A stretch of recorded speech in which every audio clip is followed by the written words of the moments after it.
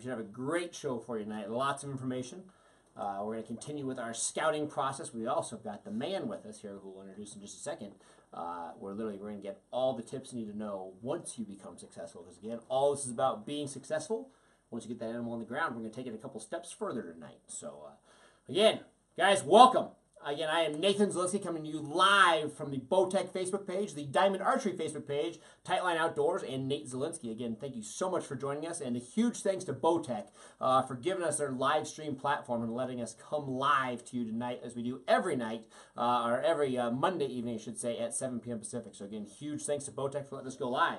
Now, guys, tonight is a special show. We're going to talk animals, we're going to talk about where you should be in your scouting process, but joining me tonight, we've got Mr. Dean Hendrickson. When it comes to wildlife, this guy right here is literally the man. He owns Rocky Mountain Wildlife Studios here in Colorado, full-blown taxidermist of all styles. He is also a guide in Alaska, spring and fall. We'll talk about that. You're also a houndsman here in Colorado. I mean, if it comes to wildlife, you've chased it, you've hunted it, you've mounted it.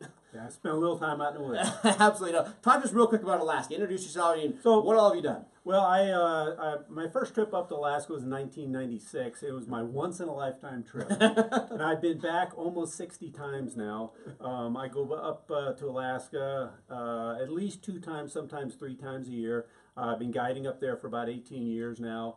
We guide from brown bear down on the Alaska Peninsula. We do black bear, and then we also do moose, caribou, and grizzlies up in the Arctic. I mean, absolutely everything. When you talk about the diehard, the men of all men, it's when chasing brown bears. So, I mean, again, you've done it all. Everybody talks about, the dangerous game in Africa. I mean, the dangerous game right here in North America is those brown bears. I mean, they are out to get you. So, again, long story short, you've done it all. You've seen it all. Yeah. So, we're going to have him. Now, guys, tonight is the night to bring your questions. Again, don't be shy. We always encourage this. Comment to your friends right now. Tag them. Bring them in here. We would love to build the education. We want everybody to be successful in their hunting trips this year. But we're going to talk to you, Dean, about taxidermy. Again, This is one of those things that we get a million questions on, and so many of us don't think it's important. Whether we haven't been successful or we never thought about a mount, but it happens to everybody. All of a sudden, you get that animal on the ground, you're like, this is the one. This is the one we want to mount, or a Euro mount, or whatever you're going to do taxidermy-wise, and so many of us are all of a sudden like, what do we do with it? Yeah, right. And we think we know what we do. When we show up at our taxidermist house, and it's the worst thing because you're always on that cloud 9 moment. You're excited, and your taxidermist looks in the eyes and is like, what am I going to do with this? And it's literally the popping of your bottle. You're so excited, and all of a sudden you're just shot down. So we're going to talk about all those things tonight so that doesn't happen to you. So when you get that animal on the ground, you have that rough idea of, hey, here's what I'm supposed to do. So again, we're going to talk about that. Make sure you bring your questions as we start through this. Now, before we get into all the taxidermy, we're going to bring you up to date real quick on where we're at with our scouting and our big game stuff. The last 10 days has literally been monumental for all of our scouting, especially in kind of those Rocky Mountain regions. So Colorado, Utah, Wyoming, those areas have been phenomenal because of the heat. Now, as a Western big game hunter, we all hate the heat. We're like, man, it's July, it's 100 degrees during the day. How am I supposed to prep for big game season? But we're letting that actually help us along. So, number one, we are now having green grass throughout the entire elevation system. So whether you're hunting at 12,000 feet or 13,000 feet or down at 4,000 feet, you have food for these animals. So now the food source is everywhere. Just a month ago, we still had a lot of snow in the extreme high country, and the grass wasn't quite there and the animals weren't there. Now the animals are where they're going to be 100% for your upcoming hunting season. Really it's early July when we first start saying that these animals are throughout the whole system, but right now, if they're there today, they're going to be there for your hunting season more than likely. So we're excited about that. The other big thing that the heat does is it really brings on strong patterns. So we love the fact that these animals are feeding at certain times of the day, usually early and late, but they're bedding down very, very, uniform. Almost on a daily pattern, they're bedding down in the same time, same place. Again, the heat builds these patterns. So we're excited to see that we're starting to build a time reference. Hey, they're feeding from now to now. They're bedding down from now to now. They're also drinking in that uniform pattern.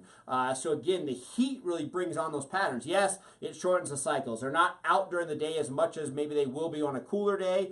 But regardless of if they're out 10 minutes, or out an hour, it's a pattern, and we love to see those patterns. And again, those patterns are holding true with those high temps. So we're excited to see those temps just for the fact that it's building those patterns. So if you are getting out there scouting, whether you're just starting or you've been doing it, now is the time to what you're learning today you'll be able to replicate and do late August, September, and even October, because again, the cycles are here. So everything today should be important this coming hunting season. With that said, if you were out scouting 2 weeks ago and you weren't seeing animals, I would tell you not to worry. Again, everything's building its cycle. The elk are calving, you know, all the deer are having their fawns. It's not a big deal.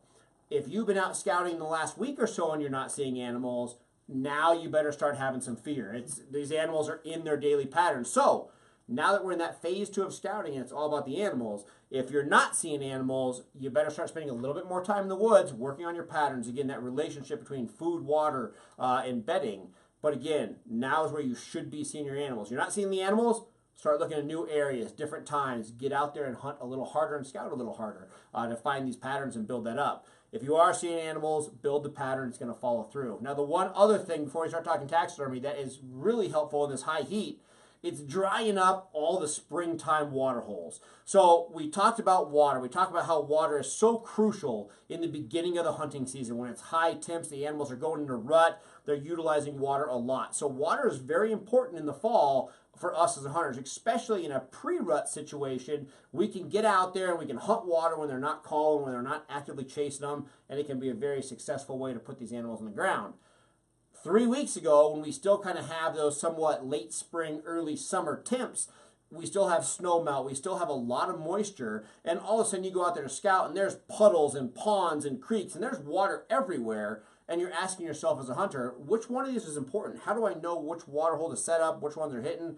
But now that we're in those high temps, again, we like them. Everybody hates them. I like the high temps because now all of a sudden it dried up all the small sources. So the small creeks that are strictly runoff, they've shut down. The small little nooks and crannies, you know, under a rock that had moisture, it's now dried up. So the water that you're finding now in middle of July is the same water that'll probably be there this coming hunting season. So again, if you scouted out water holes 2-3 weeks ago, a month ago, and you think you had a source, go back and check them now and see if they still have water, what that water level is. The areas that you thought might be a wallow, check them now and see if they're bone dry, if they're still moist, if they're still swampy, if they're still that black mud. But again, the heat is helping us out. So number one, make sure that you're watching your animals. You should be on a pattern now, and those patterns are going to hold true to this coming hunting season. If you're not on the pattern, make sure you put a little energy in there to find that. And again, we'll talk about that. You can always private message me and we'll help you in your unique situation to make sure you're successful. Also comment here and we can talk about your situation and maybe what's going wrong in that area. The other thing, check your water holes. Water is crucial this time of year. You can start to where you're setting trail cameras on that. You can start watching the water for animal and animal movement. But more importantly, the bad water, the water that's not going to exist, is now gone. So the water that you have now is extremely important. So make sure you keep that in mind because, again, the water now is going to carry you to hunting season. We start to put a lot more importance and education into that water because, again, it's going to help us out in the fall. So, again, that's where you should be with your animals. Now, we're going to talk about that a little bit later as we get more questions. But, again, comment. Bring your questions tonight. Now, Dean, we've been talking about this, prepping. We're talking about water holes. It's going to happen. So the sheep hunts in Colorado, and there's a couple of sheep hunts I'm going on, are literally early August, August 5th. Weeks away. Pronghorn is the 15th.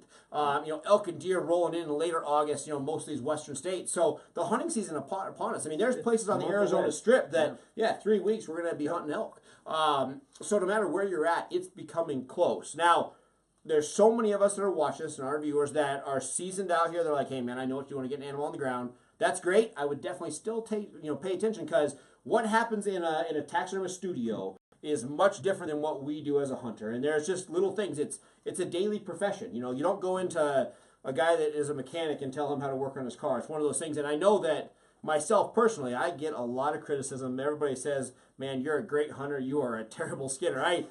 To me and to my hunters that I take and my friends and everybody else, I do a great job and I get it off the mountain. And it is definitely of style to be mounted. But when you guys get it and you actually start doing it, you're like, you're far from being where it needs to be. It's just one of those things. And it's hard as a hunter to get that done. And a lot of times we're facing unique situations in the woods where you got to be fast because it's getting dark or it's cold or it's so hot you're worried about your meat. Stuff happens. Or, half the time, a bull falls over in a canyon. You're trying to skin him with one leg in the air. And whatever the case may be, there's a lot that goes into it. And that's what we're going to talk about tonight. So the big three that we're going to talk about, number one, a shoulder mount. That's probably the most common taxidermy mount that we're going to do. So we're going to talk about that. Also, with the sheep thing, not that many people get life size, but you're seeing it more common. You know, guys are building their trophy room and they'll put animals all over the place and they'll have that one unique feature in their trophy room to have one life size. Whether that's a bobcat, which we see a ton of, or it's a sheep or an elk or whatever the case may be. So we're going to talk shoulder mount, life size, and then the number one thing we're talking about is European mounts. I want to talk about that, but that's going to be last. Getting huge. Absolutely. Euros is the big thing. I mean, making works of art out of them. So, shoulder mount, number one thing. Whether it's a pronghorn, a sheep, an elk, I have this animal on the ground. The one mistake I would say you see the most is not leaving enough hair. Absolutely. But great point. What's too little? What's too much? What are my cuts? Okay, great point. You know, 15, 20 years ago, we didn't have pedestal mounts. Okay, so with these newer forms these days, we need more cape. Everything is getting longer. There's no doubt about it. Just keep this in mind. You can't have too much cape.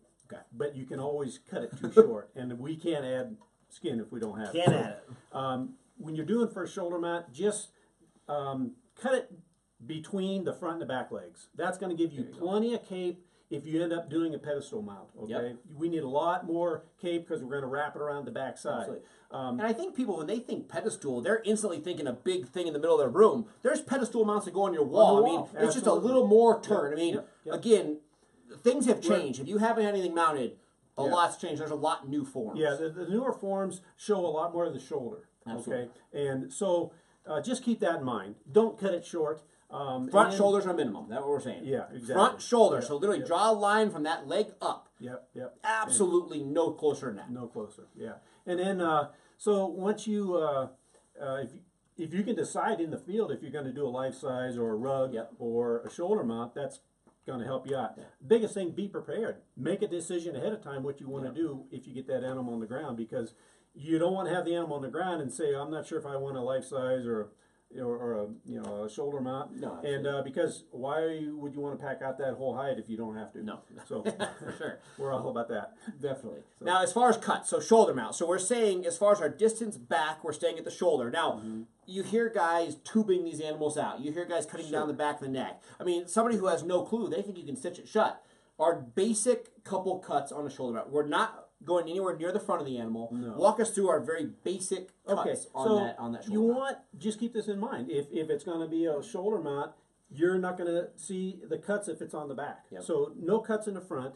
We do what's called a Y cut. So in between the antlers, you come back, and then from there you do a straight cut right down would be the center of the mane. Okay, and keep that cut nice and straight, and keep it in the center, because there's typically more hair right in the center, and that helps hide the sewing.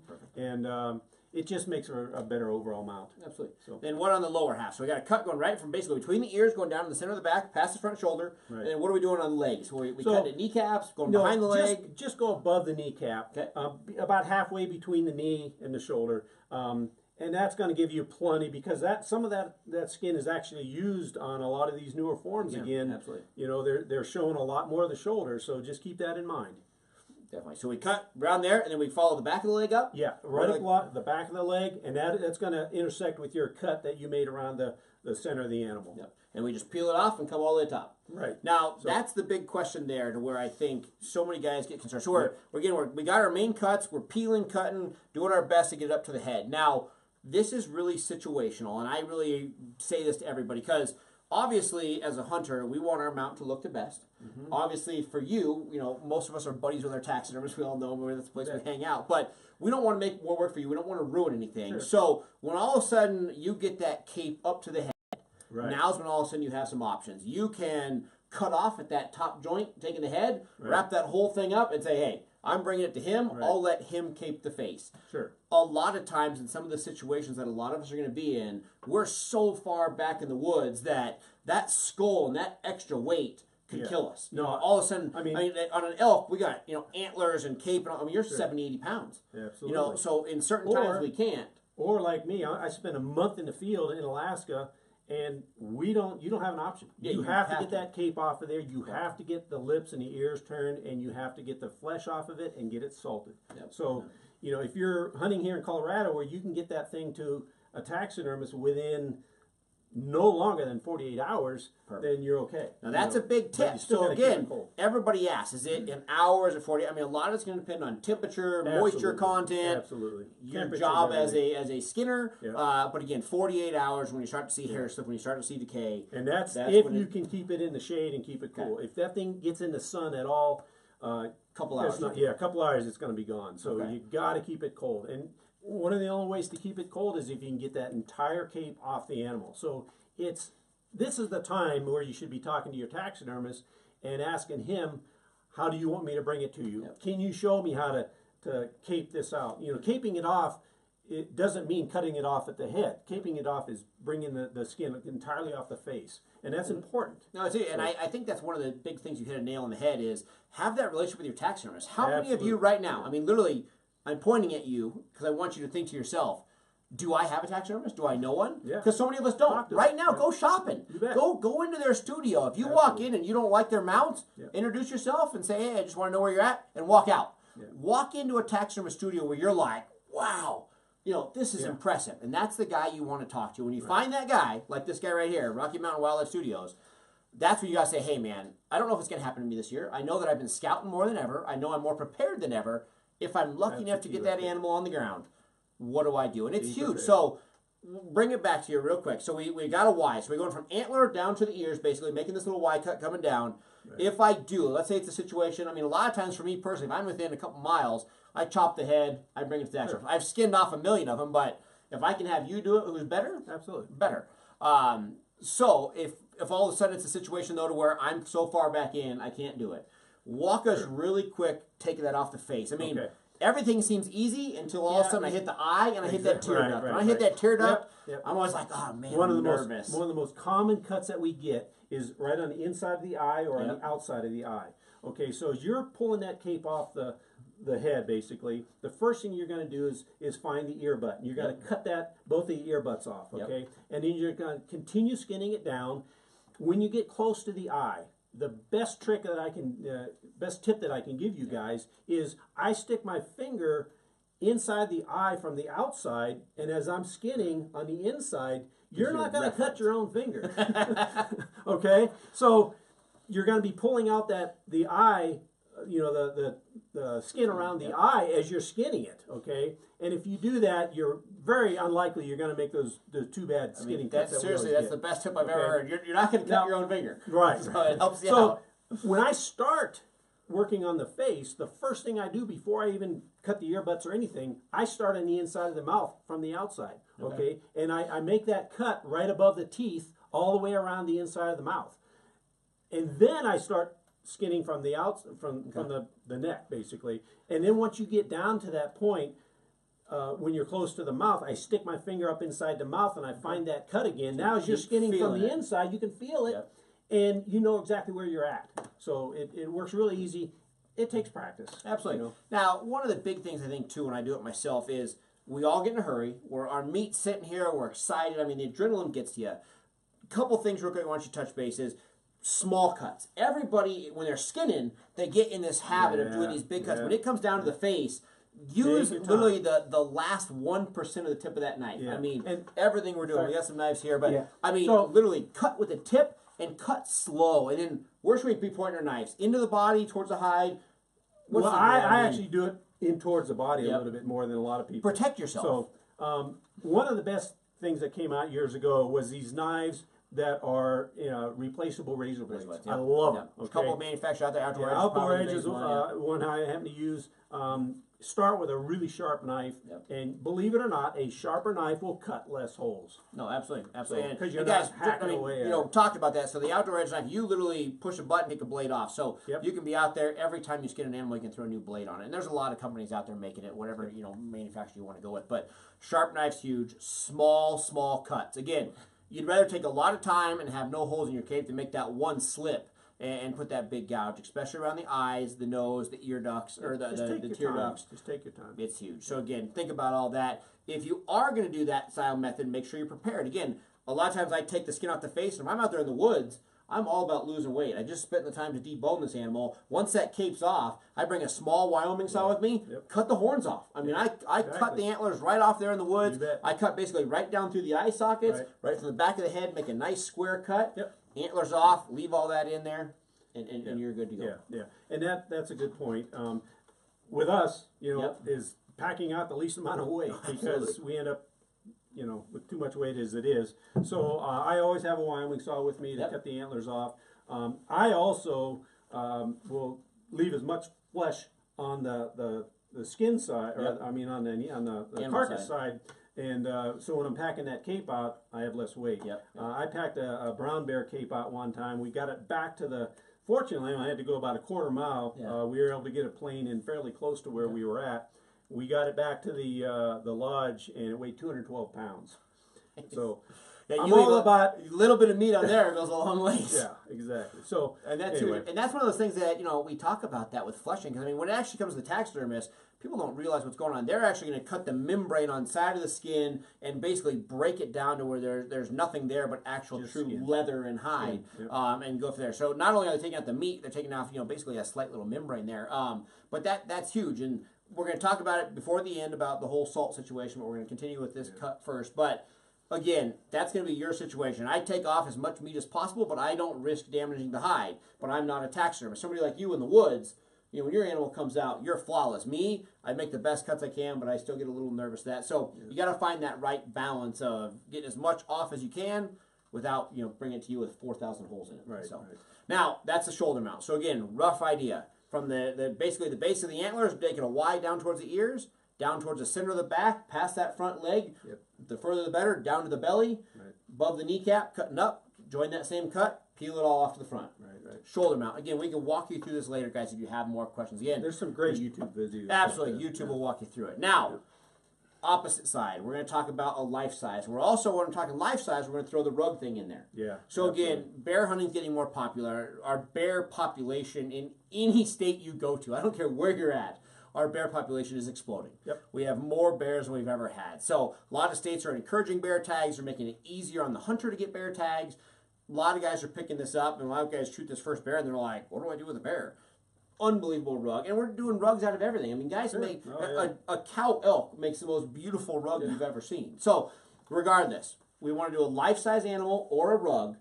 Cuts are totally different. Even myself, when I'm cutting up a rug or a life-size, in my head, what a leg looks like laying out is not necessarily what I think it is. So every time I make this cut, I'm like, oh, this is perfect centered. Then I lay the rug out, and it's all lopsided, and I'm like, how did that cut not work out? So when you're doing skinning for a rug, that is absolutely the most important time to take your time and make sure your cuts are straight and even. When I say even, when you are cutting up the belly, for example, you cannot be an inch off because think about it. Once you get that rug back and you lay them out flat, you're going to have, it's going to be 2 inches off. You're going to have an inch extra over here and less, minus an inch over here. So, and same with the legs. Each cut between the left leg and the right leg has to be exactly the same place. Now, roughly speaking, where are we cutting on that leg? It's going to be right up the back side of it.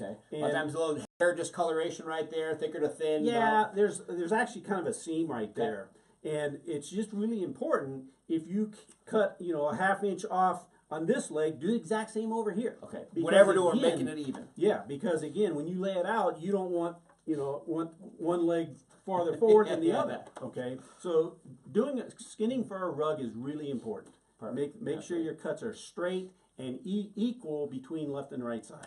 Now, life size real quick, and this is a question that I honestly go back and forth with. So let's say I'm going to mount a fox, a coyote, whatever, a sheep, a mountain goat. Are my cuts depending on my mount? If my mount's low or high, are my cuts the same? Do I cut on top of the back if it's going up in the ceiling? If it's my cuts low, walk us through the general cuts on a life size. Because I would say that the small game, the bobcat, the coyote, you're seeing more and more of this coming in as a decorational piece. Everybody's against it, but all of a sudden your wife sees one, and you got the bobcat chasing the feather, and it's really a great mount for any house. But how do we do these life size mounts? What Nate's talking about here is what we call a dorsal cut. And you definitely want to talk to your taxidermist Some taxidermists do not like dorsal cuts. And every taxidermist is different. Everyone's different. Thing to say. The whole idea behind it is the seam is going to be down the back. So if you want to mount an animal standing up like a brown bear, or somebody standing on his back feet, you might consider a dorsal cut down the back. Because all you're seeing is the front. Exactly. Because all the front's going to be shown, and you don't want a bunch of seams in the front. So talk to your taxidermist and see if he prefers a dorsal cut for a standing mount like that. Okay. So, and if it's not that, we're cutting down the front. Where's those cuts at? I mean, from chin straight down to... If you're doing a rug, it's going to be cut. You're going to start just below the... several inches below the lip line. Because if you think about that, the form, you only need about 2 or 3 inches below the lip line. And then you start your cut underneath, and that goes all the way down to the tail. Okay. And again, that has to be right down the center. So center, straight down right to the belly, then right out the legs, right out the arms, and again, everything is super straight. And then we're just peeling it off. Yep. And that's a big thing, because so many of us do shoulder mounts, and once you get that shoulder mount off, we go to town and we just start ripping and cutting and poking holes, and it's just what it is. When all of a sudden it's a rug or a life size, that rear section, all of a sudden, it gets a little tricky. Everything gets a little tight as you're trying to remove it. And just take your time and make all your cuts even and peel it off there. And that's a big deal for that. Now, so that's rugs life size. Talked about that roughly. Again, guys, we're going to give out his number at the end. You can always contact me on Facebook. Contact, again, Wildlife Studios. You have questions, private message us on Facebook. We'll give out some numbers. Contact us. We can walk you through it. Again, go find your personal taxidermist. I know this is fast. Again, YouTube's a great resource, but make sure you know what you're doing. Now, before we take some questions, we got some great questions coming, but European mounts. This is literally probably the hottest trend. Whether you have, and when we say European mount, we're talking just the skull. So again, like these bulls right here, you can see them. So again, you're talking just the skull of this animal. Now, with that said, with these European mounts, like I used to guide, for 11 years, and the taxidermist that we were working with, I could kill a bull tonight, and I could pick it up tomorrow night on my way out of town. And when you picked it up, it looked great. Now, these guys are skinning it, taking off all the flesh, boiling it, blowing it out with a pressure wash or the car wash at midnight so they don't get caught, doing their thing, bleach it, and send it home. Now, you can go to a lot of your major retailers right now, and you can buy a Euro kit. You can buy the bleach, and you can do it. Now, I'm not trying to be mean. I'm not picking on anybody, because there's taxidermists that are hating me right now because they're all like, well, that's what I do. The only reason I bring this up is because I have a studio at my house. I think I got 15 muleys mounted. It's one of those things. I just get Euros on muleys. I love it because I got a massive display. Now, you look up on my wall, and you start on this side right here, right? I was 16 when I started killing them.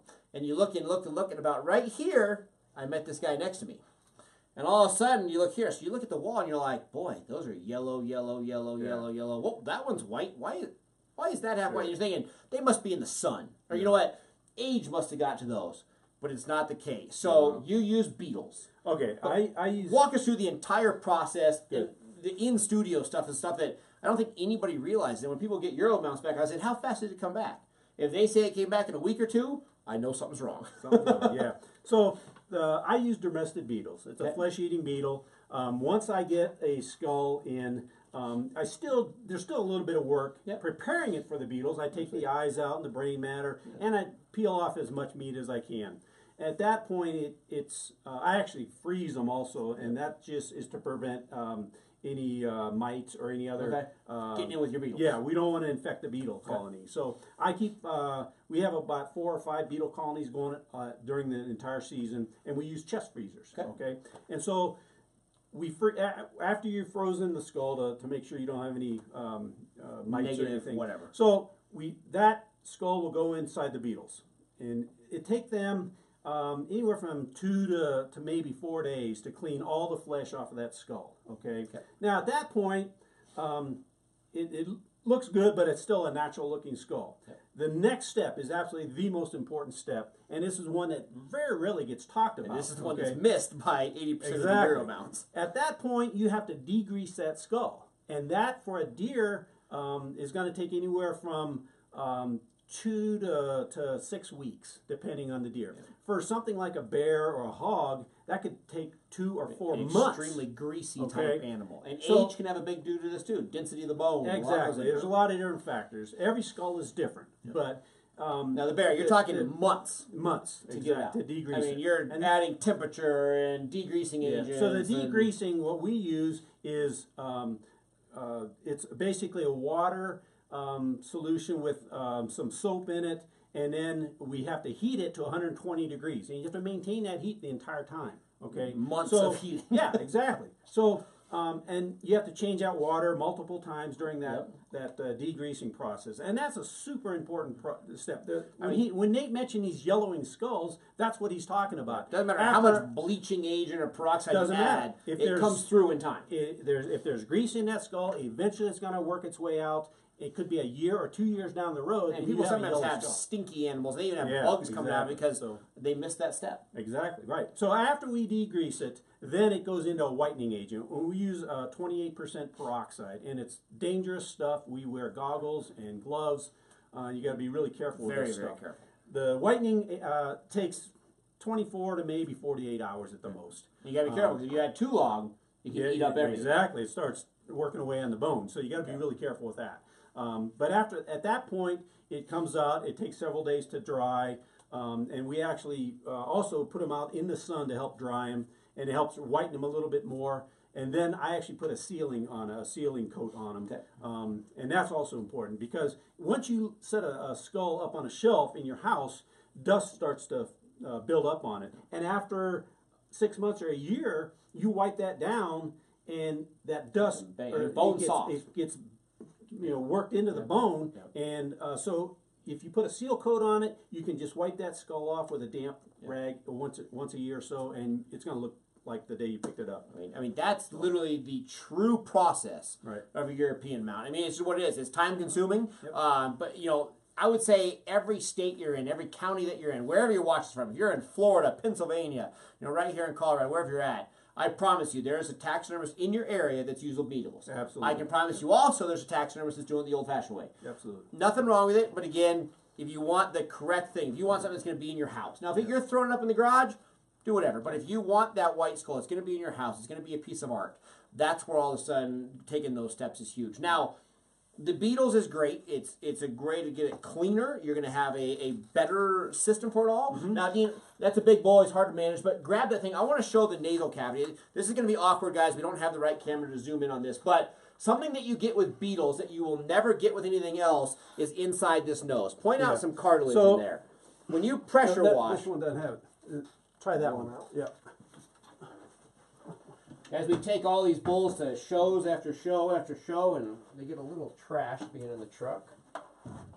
But all the unique stuff. So you can see this, the cartilage inside this nasal cavity here. It's really delicate, and literally you can touch it and it's going to fall apart sometimes.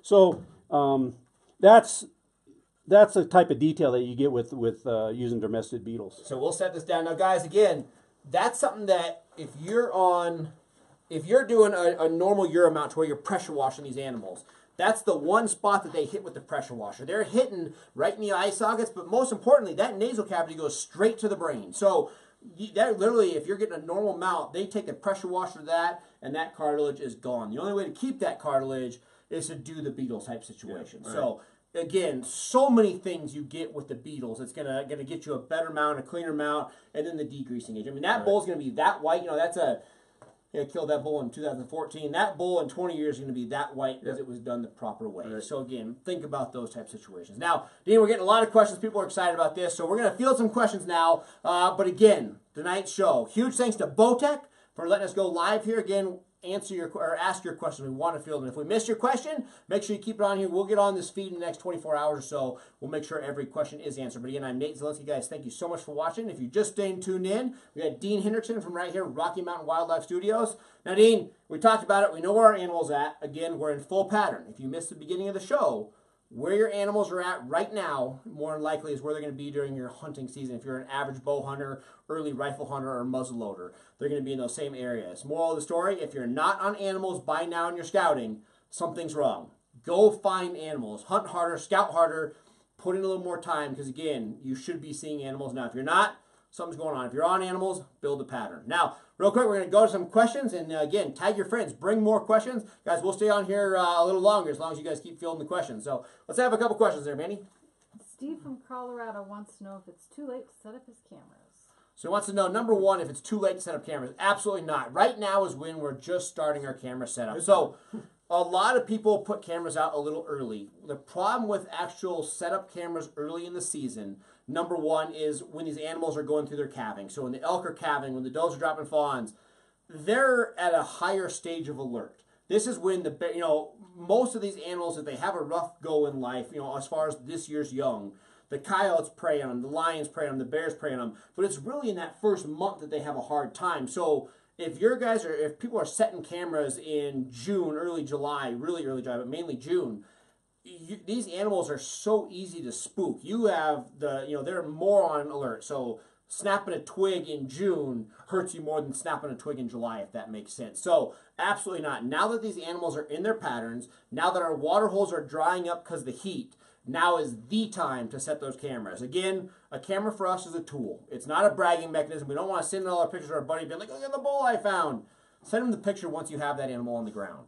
Use a camera for a tool. Set it up on trails. Set it up on water holes. Water holes is the absolute most important thing for a camera, in my opinion.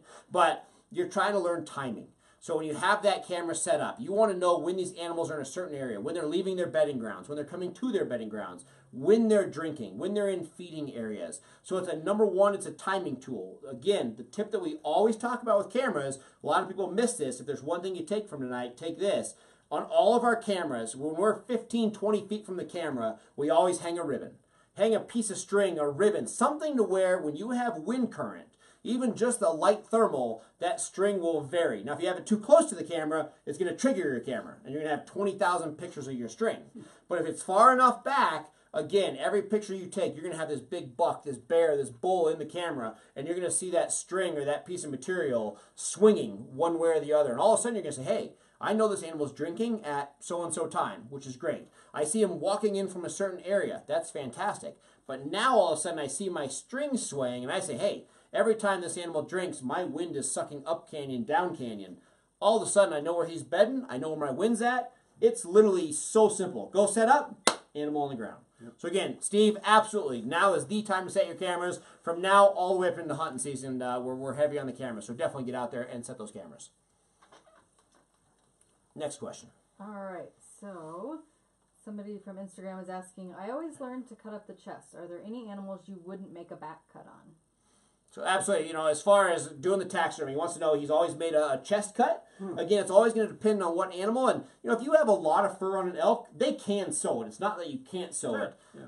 You're just going to have a better looking mount in time, especially if you happen to get the animal that doesn't have enough fur on that front. Yeah. But no, I mean, absolutely. The early season animals come in, they're a lot lighter on hair. You wait a month later and their hair's gone to the winter hair and it's a lot thicker hair on it. So generally speaking, though, I would say learning a rear cut is going to be better for your mounts in the course of time. Rugs life size, there's definitely a place for it, but the average shoulder mount, the average life size mount, I would say, generally speaking, you're going to put most of that emphasis on the back cut. So again, antlers or even face, if it's not even, you're mounting something that doesn't have antlers, you're going to again, between those ears coming down and right down the center of that spine, and find the hair. I always tell people that, you see where the two hairs come together, you kind of get a wavy effect where the two sides are coming together. Cut it right down there. Imagine if you're going to hide something. Yeah. Imagine, go down that animal and you can literally pull it apart like you're separating, something on a human. Find those different areas. Find where that hair is thick and make that cut right through there. And again, a lot of times I'll start my cut and I'll actually step back and look. Yeah. The elk are the worst. That bull we just had here, big 370 bull, when they're laying on the ground, their antlers hold their head up. Yeah. It's so easy to start cutting. All of a sudden you're like, boy, I'm running right down the side of his neck. Right. So depending on how your animal's positioned, really, step back and figure out where it's at. And a lot of times I'll even take my hand back and don't cut it, but keep that finger in guidance to where the center's at. So stop, look at those fingers, come to it, step back, cut to it. But again, that can be huge, and a sharp knife goes a long way. But generally speaking, I would say going down the back is going to get you a lot better results than going down the front. Eric is asking about velvet care in the field and home Euro with velvet. Good. There's a lot of sources out there for velvet now. You're going to talk about, but the options of saving what you have or the artificial stuff. Now, the artificial stuff has come a long ways. I mean, years ago, the artificial stuff, it looked like fake turf. It was terrible. Yeah. Nowadays, it's pretty definitely awesome, gotten a lot better. The natural velvet will always look much better. But sometimes it's impossible to keep that natural velvet. If you want to try and save your natural velvet, I cannot stress enough how important it is to get the skull off of the animal and get it into a freezer as fast as you can. So freezing, that's our goal. If you're, you know, on high country or whatever, in a different state or something, you know, find a local freezer where you can get it into the freezer. Go back, you know, finish your hunt, you know, and then do whatever you gotta do. Head home with that. At least it's frozen. And you got to be careful handling velvet antlers, because if they're within a few days of shedding that velvet, you can literally grab that velvet and it's just going to come right off in your hand. So or even just really, smashing it down. Absolutely. Yeah, be really careful handling even for the sake of photos, I can say. Now, we talked about this, you know, a good friend of ours, John, shot that big giant muley with velvet, and it was right on that cusp. Right on the edge. Even to the point to where photos, you see these big velvet bucks, and I see guys just grabbing them, and I'm just cringing. I mean, photos, hold it by the ears. When you're skinning it, hold it by the ears, everything you do. And the hardest thing is tying a pack. Yeah. I mean, you know, everything you do, every stick you bump on the way out. Right. They'll nick it. More so even than the care of the actual taxidermy side, a lot of it's up to us hunters in the woods. Yeah. You know, it starts right there. Photos, while you're skinning it, packing it out. It's all about that gentleness. Now, I hear a lot of guys that say they wrap them with bags. They wrap them with this. What's your take on that? Are we just trying to be gentle, or is there a way to protect it as we're coming out? Yeah, I think they're trying to protect it because, like you mentioned, if you brush by a tree limb or something, it's going to tear that velvet right off. So you just got to be super careful handling velvet, and you got to get them cooled down. And then once it's frozen, eventually, what does it get? A formaldehyde, or what actually happens to it? Yeah, well, there's process. several different velvet tans out there nowadays, and it is a little difficult of a process, especially when you're doing a Euro mount with velvet. We do those all the time, but and they talk about moisture. They grease for 6 months. right. So anyway, you know, there's several different ways to do it, and it's going to take a little bit longer, but it's definitely worth it because they're beautiful mounts, especially the Euros with velvet. I think are amazing. Absolutely. You know, and I will say that, let's say you're to the point to where that animal's not going to save the velvet. We definitely had it to where guys think it's good, and I mean, you take it out of the freezer, and the second it thaws, it's just peeling off. A lot of guys are doing the replica velvet. The biggest thing I can say to that is it's all about the artwork. So our good friend, Bobby Schmack, he owns Turkey Creek Studios. I mean, full-blown taxidermy. You know, he's all about the birds, turkeys, pheasants, ducks. But he literally takes that velvet and he puts it through an entire process of roughing it up. I mean, I see him in his house. He's outside walking through the bushes with these. I'm like, "What are you doing?" He goes, "Well, when we get it back from the fake velvet, it looks so fake. Nothing looks like that." So he out roughs it up, and I mean, he's putting blood marks back into it. So there is options if you have lost it, but you got to make sure whoever does the replication, like you spend a lot of time in the authenticity, or authentic, whatever. You got to make sure that you have a taxidermist willing to take the steps of not just spraying it with the artificial turf and calling it good. You have to go through, you have to mat it, you have to walk it through some brush, you have to add character, and then you can kind of bring back that lifestyle. But taking care of that animal from the woods, I would say, in my opinion, is hands down the most important thing you can do. I mean, gentle, from the sake of when the animal falls, from that point on, photos, packing, skinning, take care of that velvet. So, guys, we're going to do one more question. We'll do 2 more questions, I guess, and then we're going to call it a night. But what's our last 2 questions? What advice do you have for life-size mounts when dealing with hooves and pads, for instance, in bears? That's fantastic, because I know where I cut it off, because I'm scared to death. But you walk us through what we should do. So for you got a nice bear on the ground, and you decide you want to do a rug mount. Okay, so you're gonna, as you're making your cut up, for example, we'll talk about the front leg here. You go up and you got the main pad here. For a rug, that main pad does not stay. Okay. Once we get it into the shop, we actually cut around that main pad and we get rid of it. We don't need it, okay? All the individual toe pads, you do need to save, okay? And so for a rug. For a rug, right. Now for a life size, and this is a really good question because I have a lot of guys will take that pad and they'll cut up through the middle of that pad. Don't do that, okay? So for life size. For a life rug, size. Pad, no. Life size, yes, pad. Right. So that main pad there, once you get this back from the tanners, those pads sometimes are really difficult to sew up, okay? And so I have my own personal cut, and what you start at the small toe, And once you make your cut up the foot here, then I leave about a 1/4 of an inch around, and I cut up along the edge of the foot up to that the end of the small toe, okay? And that's where I start peeling. And that, like I said, I leave about a 1/4 of an inch or so of skin, so that allows me some nice, good, strong leather to sew it back up. And you'll never, ever see that. Yeah, right. The pad will tear. It's really soft. It's hard to sew back together. And plus, if you have a bear with a paw up or something like that, you're going to see that pad. So it's real important. I love the cut along the side of the foot. Works out a lot better for a life size. So, long story short, if you're going to do a rug, you don't need the pads. For me personally, again, I'm the hunter, you're the taxidermist.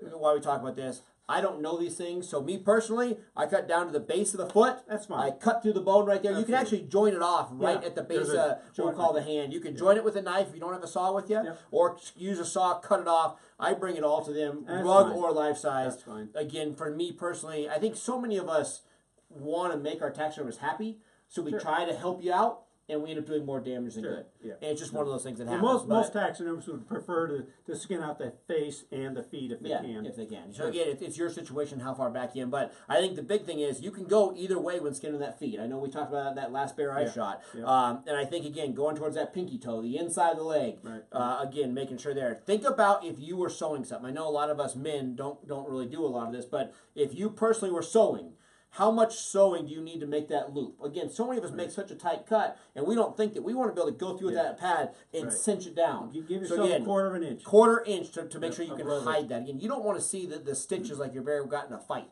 So again, all that taxidermy work, make sure that you think about that in your head. If I was going to sew this, do I have room to hide that needle to hide that the seam? You bet. And those are the type of things that are going to help out. And again, those are all questions that I would find that taxidermist, have that relationship. We all have a banker, right? We all have the banker that we go to the bank every day. We have a relationship with them. Have financial questions, we ask them those questions. Have that relationship with your taxidermist. Again, I don't care if you never intend to have a mount, it happens. It's one of those things that you get that once in a lifetime deal. You want to be able to make those right decisions. So have a relationship with a taxidermist. Just have that quick 20-minute conversation. Hey, how do you want it? And again, everything Dean's saying definitely might not be how the taxidermist that you're going to. Everybody has their own style. You know, we're all buddies. There's probably 8 taxidermists in our little group of friends, and we all do stuff. You guys all do stuff differently. I mean, you know, talk to them. Now's the time to talk to them. Now's the time to talk to them. Make that relationship. You'll probably learn some good hunting spots from your taxidermist as well. So they're in the know. There's no doubt about it. So guys, that is it for our questions, guys. We're going to wrap up. Again, Dean Hendrickson, Rocky Mountain Wildlife Studios. He's on Facebook. You're on Facebook right now watching this. Go to Rocky Mountain Wildlife Studios. I think there's a lion on that front cover there. Give that page a like, and make sure if you have questions, send him a private message. You're great about getting back to it. That's how we met. Answer the questions. You know, going through that. So make sure you follow through there. Again, I'm Nate Zielinski. Again, like always, we have that new Facebook page, Nate Zielinski. Go there, give us a like on Facebook there. A huge thanks to Bowtech for letting us use their live stream, letting us go live tonight.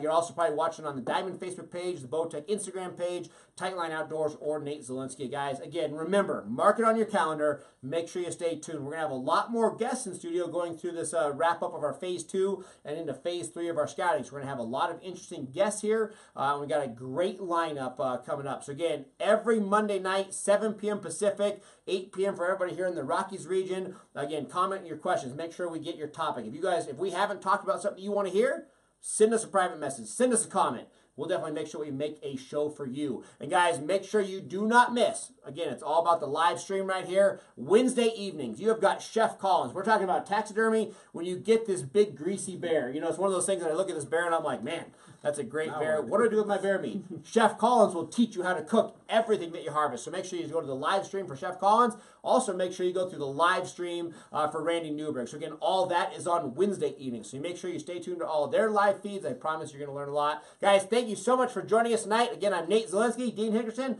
Have a great time, and we'll see you next week. Thank you.